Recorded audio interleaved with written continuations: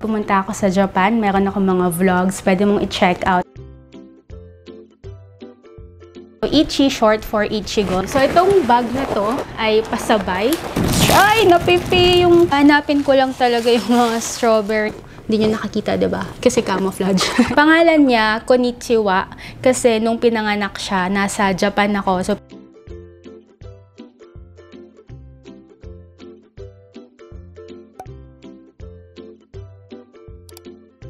itong DIY ko na pudding, kakaiba yung shape. Okay pa din, oh. So, dito ko nilagay muna sa kwarto yung mga chocolate, yung mga box of chocolates. Alam ko madami akong biniling mga variants ng KitKat. So, ayan, parang 100 yen to. Ngayon, cute. Hey guys! Welcome to my channel. On this vlog, samahan mo kong mag-unbox nitong malaking balikbayan box from Japan. So kung first time mo ako napanood, pumunta ako sa Japan, meron ako mga vlogs, pwede mong i-check out. Hashtag JVlogs by Christine. 15 days, 14 nights, first time sa Japan. So makikita mo dyan yung mga first time experience ko. Nung nagpunta ako doon, alam ko naman na madami talagang mga magagandang bagay, masarap na pagkain sa Japan. Pero hindi ko in-expect na pag-uwi ko, ganito kalaking box yung nadalin kong galing doon. So, let's unbox din. Dalawa yung option, merong medium, ito yata yung large or jumbo yung tawag. Ang binayaran namin dito, isang lapad. So, ibababa ko lang si Loki. Ganito siya kalaki for size reference. Ito yung pinakamalaki. So, ayan. Baba ka muna. So, yung expected delivery time, mga 2 weeks mula pag i-ship from Japan hanggang dito. Sabi niya, baka daw kulangin yung luggage lang. Pero, bago naman ako pumunta sa Japan, I made sure na mayroon akong enough luggage space. So, yung in-avail ko sa AirAsia, 40 kilos, pero hindi ko na yung nagamit. Pag uwi ko galing galing Osaka, 25 kilos na yan. Ayan, wow. So, punong-puno siya. Meron pang kasamang mga Japanese newspaper. And then, ito, ano ba ito? Mga pang-market. Ayan, tatabi ko to. See? Napipi. Madilim lang kasi maulan sa labas. So, ayan. So, madami akong binili ng mga bag. Mga candy, pagkain, tsaka mga bags. So, ito yung binili ko. Kung nakita nyo yung vlog, nagpunta kami sa Higashi Totsuka.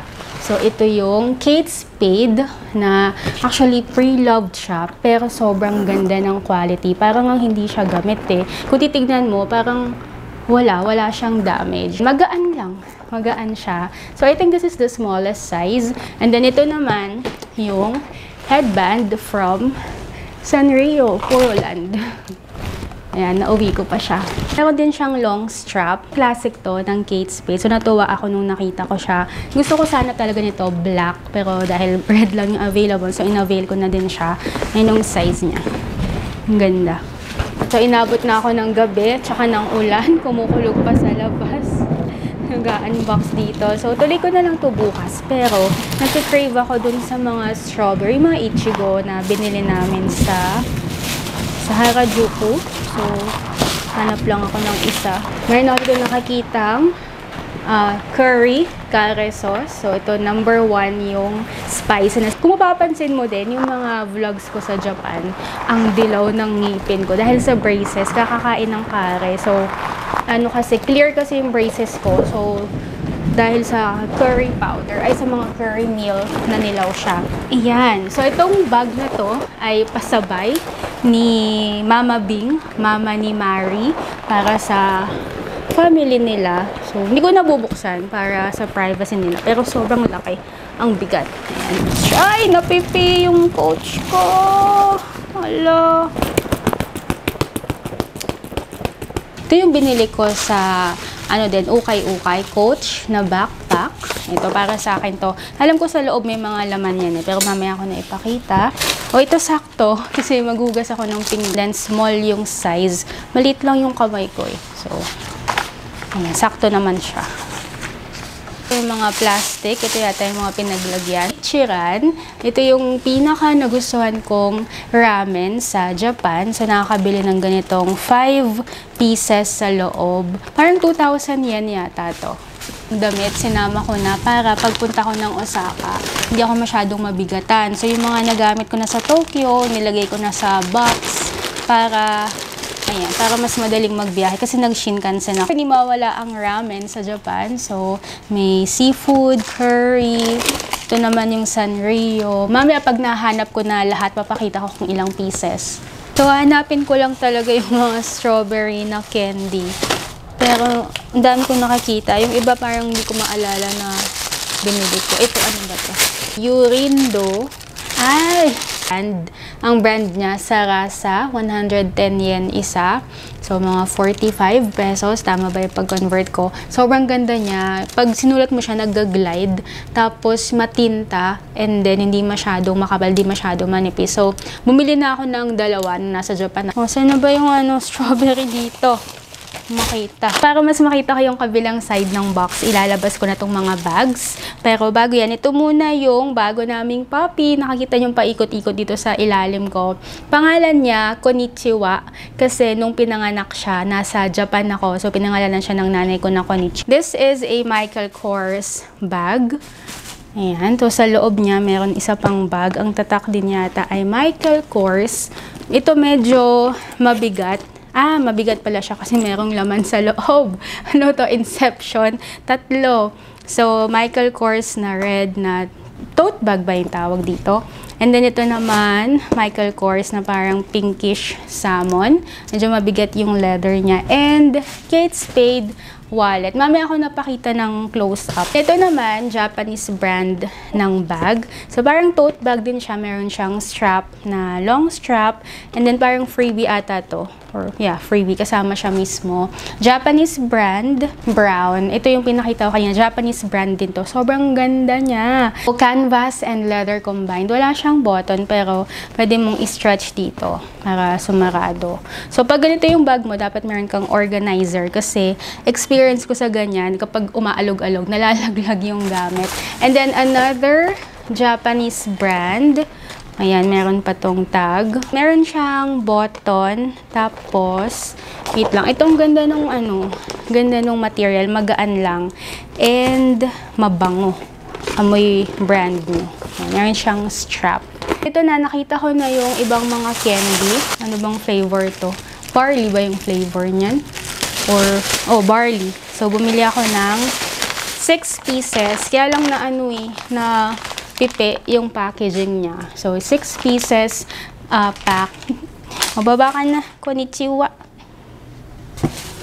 So, nag-crave lang ako dun sa candy. Pero hindi ko makita. So, parang nag-unbox na rin tayo habang nakapangbahay ako. Ito sobrang ganda. Pero yun nga, parang, pag naka-box kasi, hindi naman maiwasan na napipipi talaga. Brand niya is Uniqlo. So, ito nakita ko to doon. Nung nasa Japan ako, medyo madaming babae yung may gamit. Sabi ko, ano kayang brand yun? Ang ganda. Tapos yun, Uniqlo pala siya. So, lalagyan ko na lang to ng filler sa loob para bumalik yung form niya. Kasi medyo napipi sa loob ng box. Pero sobrang ganda. Ganito yung gusto kong bag. Yung plain, structured, tapos magaan. Para kasi dami akong gamit lagi. Ito naman, sa akin pa to. Sa kanila pa din. What's this? Sa kanila yata to. Ayan. So, another package para sa family. So, pinasabay nila.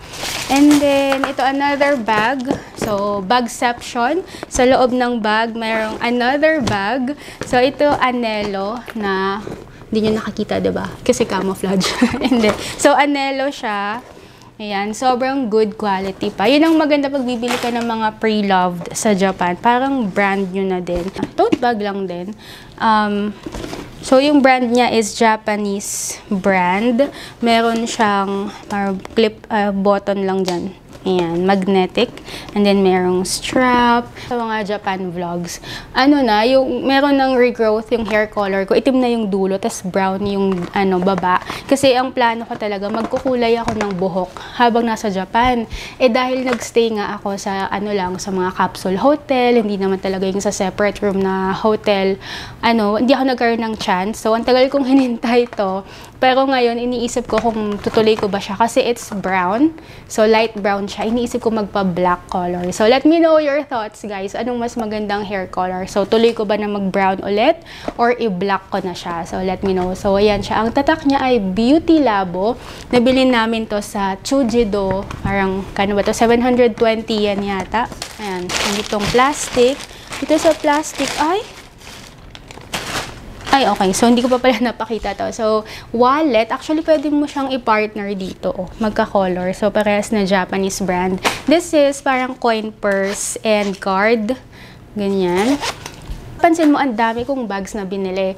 Most of them kasi for me talaga. Pero yung iba, iniisip ko, baka gusto nyong bilhin. So, Japan quality. Magagandang quality siya, mga Japan brand. So, Japan Authentic. Follow me on my Love Shop on Instagram at Love Shop by Christine. Diyan ko ipopost. And also on Facebook at Real Asian Beauty. Dito na tayo, guys. So, sige, ipapakita ko sa inyo yung close-up nitong box. Medyo active lang talaga siya, pero sobrang matalino, sweet and playful and healthy, of course. So, alam mo ba, pangarap ko, yung mga pangarap ko sa buhay, gusto kong ma-experience yung mga ginagawa ng mga vloggers sa Amerika or sa ibang bansa. Yung nagda-dive sila sa mga yung mga dumpster, tas ang dami nilang nakukuha kung ano-anong mga bagay. Parang ang gandang ma-experience. So, tara, try natin dito. Doon, hindi naman mga trash tong mga to. So, ang hinahanap natin talaga ay yung strawberry Ichigo candy. Ayan. Ay! Parang ito na lang ata unahin ko kasi nabuksan na siya. Nabutas sa packaging, sa pagkaka-package. Pocky na green tea. Napipi yung isa. Hopefully, isa lang. Ay! Napipi yung mga Alfort. Ayun na siya. Nakita ko na kaya lang napipi. Ito. Isa lang ata. Napisa na isa lang. Ayun, napipi. Isa lang naman. Sige, kainin ko na. Lahat ng mga napipi, tsaka na-open, kakainin ko today. And finally, nakita na natin itong strawberry Alfort. Mas napamahal ako kasi sa Don Quijote ako bumili. So, kung bibili ka ng mga ganyan, bili ka sa mga drugstore, supermarket, mas mura. Konnichiwa! Konnichiwa! Konnichiwa, come here.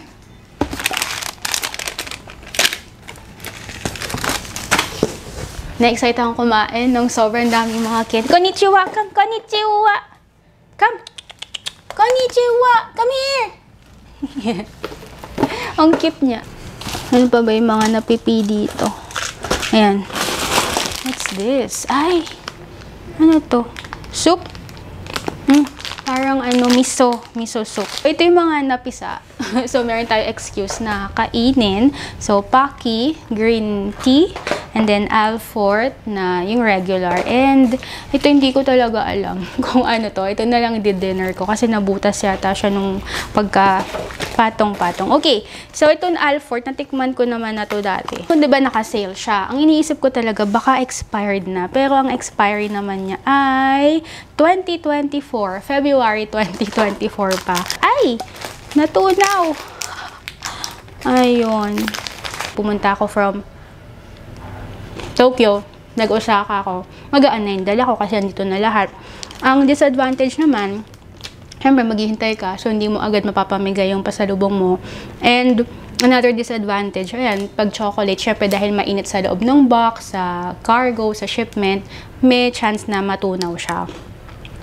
I think isa pang reason kaya natunaw kasi malamig, diba? So galing siya sa place na malamig, tapos biglang napunta sa Pilipinas na mainit. So, ayan, tunaw. Pero masarap. Dito pwede sa'yo chocolate. Hindi sa'yo pwede chocolate. So, ito na yung mga chocolate, yung binili ko sa, na-vlog ko to day 8 ba yun? Day 7 or day 8. So, hopefully, okay naman tong mga to. Yung inisip ko talaga, kaya sila natunaw, kasi nga malamig doon, diba, sa Japan. Tapos, ilang linggo din naman tong nasa loob ng box, tapos baka mainit sa storage. So, ang gagawin ko dito, kukunin ko lahat ng mga chocolate. Ito na ata lahat ng mga candies and chocolates na nabili ko. Kung meron man ako naiwan, siguro konti na lang. And then the rest yun ng mga ramen and other food and yung mga skincare essentials. So, pakita ko lang ng mabilis to. Hindi naman to isang bilihan lang, parang 3 batch to. So, ayan, merong mga fettuccine. Fettuccine ba or fettuccine yung tawag dito. So, grape flavor. And then, ito, Milky. Ito, hindi ko alam kung ano, pero mukhang cute eh. Ichigo. Ito dati nakakabili sa Daiso Philippines, yung mga custard, pudding, and itong mix. Kaya lang ngayon, parang hindi na sila nagbebenta. Nung una, kala ko masarap to, yung mga rum, yung mga wine, chocolate. Kaya lang hindi masarap. Sobrang tapang nung pagka-alcohol niya. Parang pang lasenggo. Ganun. Kala ko yung may hint lang. Tapos, ito mga pudding. Kasi nga, ang hirap mag-uwi ng mga pudding from Japan. So, ayan na lang. Mix. And then, macadamia. Ito mga green tea, mga drink. Ang dami ko pang binili. 4 pa yung ganun. Tapos, ito pa, more Alfort. Mostly, mga strawberry yung binili ko kasi mga seasonal flavor. And then, merong mga curry sauce. And then, more Alfort. And then, more strawberry variant. Ito, meron naman sa Philippines pero gusto ko lang bumili kasi syempre mas mura doon. And then, more Alfort. And, yan, yung mga Ichigo, binili namin sa Harajuku. Ganyan kadami yung mga sweets. Kung meron man maiwan sa box, siguro konti na lang. And then, dahil sobrang init ng panahon, ilalagay ko lahat ng to sa kwarto na naka-aircon. Nakakita niya sa TikTok, meron silang ginagawang parang DIY food na maliliit, tas nagiging cute. Ito yun. Pero parang nakakatuwa. So, gagawa ako ng TikTok video nitong mga to. So, pinakamadami ko talagang binili sa Japan, pagkain. So, yung mga iba dito, ito inuwi ko pa. Kung napanood mo yung vlog ng pag-uwi ko sa Pilipinas, ito yung inuwi ko. Ang sarap pala niya sa Family Mart, 258. Tiramisu. Nagtatry ako mag-DIY ng mga Japanese food na favorite ko. Ito, hindi kasama dun sa balikbayan box. Binili ko sa grocery. Nag-DIY ako ng kare, omurice with kare sauce. Masarap naman siya, kaya lang nakakadilaw ng ngipin. And then, ito yung condensed milk na ginamit namin sa Ichigo. Kanina, nag-DIY ako ng pudding. Legit siya, oh. Ang galing. And, okay, so tatry ko na to. Ito yung nabuksan na noodles. Hindi ko alam kung anong flavor to. Sana hindi maanghang. Ito pa yung ibang binili ko sa Osaka na hindi nakasama sa balikbayan box. Yung iba, nakain ko na, so hindi ko na may sasama. So, yun nga, nung tinikman ko yung Pringles, legit naman na lasang takoyaki. Medyo ginger. Medyo ganun naman yung lasa ng takoyaki, diba? And then, ito yung favorite ko na strawberry drink. Binili ko sa Osaka, sa Kansai Airport. 7 na strawberry, tapos nag-try ako ng isang melon. Sobrang sarap niya. Ito yung isa na iwan, nilagay ko sa freezer kasi hindi ko sure kung gusto ko siyang inumin kasi gusto ko siyang i-keep. Sobrang sarap. April 6 ako umuwi ng Pilipinas. May 25 na ngayon. Ganun katagal ko siya iniiwan. Pagbalik kong Japan, sana makabili ako ulit niyan. And yung iba nga, ayan, like mga collagen, bumili akong ganyan, yung mga vitamins. Okay, so timplahin ko na tong ano ba to, noodles. Lagay ko yung mga seasoning. Magamit ako ng Google Translate. Meron naman siyang camera. Ano ba yan? Ba't Taiwan yung nakalagay? Nagoya. Ramen siguro to. Ayun, Bay Ramen yung nakalagay. So, hindi ko natatanggalin yung tubig niya. Konti lang. Ako na maanghang. Veggies. Wow. Soy sauce. Mapula siya. Sana hindi maanghang. Ay, maanghang. Buti na lang pa hindi ko nilagay. Parang may chili sauce. Parang may chili oil. Lasang parang pork ba to o beef? Itong DIY ko na pudding. 3 pudding yung magagawa mo. Pero for today, 2 lang yung nagawa ko. So, ito yung bilog. And then, yung isa, dito ko nilagay sa kakaibang shape. Kuha ka ng plate. And then, tataob mo siyang ganyan. And ang DIY pudding, jiggly pudding. So, yung usual shape ng pudding, di ba, pabilog, firm talaga, kahit nakain mo na, hindi siya yung bumabagsak. And then ito, trinay ko nga na kakaiba yung shape. Okay pa din, oh. Okay yung ano niya, consistency, hindi siya nalalaglag. Pero hindi pa tayo tapos, parang 1/3 pa lang ng items yung na-unbox natin. Yung pudding, kahit nga kalahati nakain mo na, hindi siya bumabagsak. Sobrang firm. You know, kumakapit sa pinggan, umaalog-alog. Kahit alog-alogin. Napaka-firm ng consistency. Hindi nalalaglag. Sobrang sarap ng pudding. Parang nasa Japan ka na din. Tapos kahit nakapraso na lang siya, hindi pa din natutumba. So, dito ko nilagay muna sa kwarto yung mga chocolates kasi maliit lang yung ref ko dito sa condo. So, hindi ko pa nahahanap lahat yung mga chocolates sa box. Ito pa lang yung mga nakita natin doon sa ginawa natin. So, yan, merong Alfort. 2 box yung blue na Alfort. Binili namin sa Harajuku. And then, merong mga separate pieces ng Alfort. Ito ata yung binili ko ng isa-isahan. Well, anyway, napakita ko naman to lahat. So, chocolate, yung box of chocolates, 1. And then, ito yung iba pang mga Pocky, green tea. And then, mga macadamia, almond. And then, ito kanina, ito yung trinay ko na mga custard. Sa Daiso lang nabili to ni Mari, pero sobrang sarap. Hindi ko lang alam kung anong difference ng red at saka ng orange. And then, merong mga jelly mix. Meron din ditong chicken breading mix. And yeah, yung mga candy, napakita ko na to. KitKat. Konti pa lang yung nakakita ko, pero alam ko madami akong biniling mga variants ng KitKat. So, nakita ko pa lang itong barley and chocolate. Tapos, ito namang sa paper bag. Ito yung mga binili ko sa Osaka. Naglagay din kasi ako sa luggage ko. Hindi naman sobrang dami. Kaya lang, nanghinayang kasi ako dun sa luggage space. 40 kilos yung allotted sa akin. 25 kilos lang pa uwi ko. So, ayan, merong peach na tea sa Daiso. Ay, yung mga Daiso, binili ko to sa Osaka. Nagpunta ako ng Daiso. Ayan, mga station. Tapos, ito din, para sa dog to, yung headdress. Subukan ko kay Konichiwa kung bagay. Saan na yung face mo? Ayan. Ayan. Parang 100 yen to. Ayan, cute. Sobrang smart. Sobrang cute niya. Tapos, sa Dotonbori, ito yung kung napanood mo yung vlog. Ito yung binili kong mga mini pouch, coin purse. Antok ka? And then, ito nga yung sinabi ko na pinagsisihan ko, yung liquor chocolate. 6 pieces in total pala yung binili ko. Hindi siya masarap kasi trinay ko tong isa, na-open ko itong rum, nut and raisin. Sama nung lasa niya. Yan, may Hello Kitty pouch, mga Hello Kitty items, sa 100 yen store. Tapos yung eco bag sa Umeda Sky Building. Antok na antok si girl. And then Dotonbori, ayan, Hello Kitty, cookies, macaroon cookies, and ito. Alam ko sobrang haba na nung video, but I hope you're enjoying. And then, so tikman natin. Pa-flat siyang ganyan na biskwit. Pag titignan mo nga, parang ordinaryo, 'di ba? Pero pag tinikman mo na siya, malutong. And then, yung meron siyang palaman sa gitna. Kaya mo. So, that's my Japan haul, balikbayan box unboxing. Hatiin ko na lang tong vlog kasi pag pinag-isa ko, sobrang haba. Gusto ko din i-share sa inyo, ipakita yung mga nabili ko. Gusto ko din i-try, tikman, and i-unbox ng mabuti para magka-idea din kayo kung anong mga pwedeng bilhin sa Japan at saka kung magkano. So, ayan guys, I hope you enjoyed this video. Kung first time mo ako napanood, subscribe. If you want to see more Japan vlogs, check out my playlist. Meron sa description box or punta ka sa channel ko. Andyan lahat yung mga Japan vlogs. Sobrang dami. I'm sure ma-enjoy ka. Follow mo ako sa Instagram para sa giveaway. Papag-giveaway ako ng ilang mga items na gusto ko ding matry nyo.